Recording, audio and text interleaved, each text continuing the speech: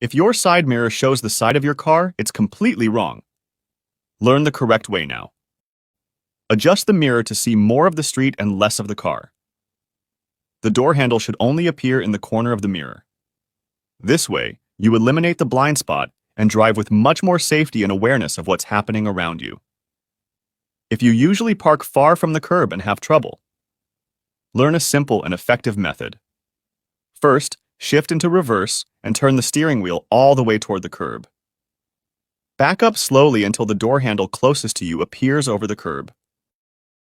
Then, turn the steering wheel all the way toward the street and continue maneuvering until the car is nicely aligned.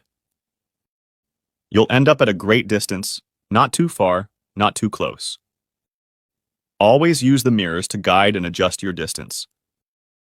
With practice, you'll park quickly, correctly, and with more confidence.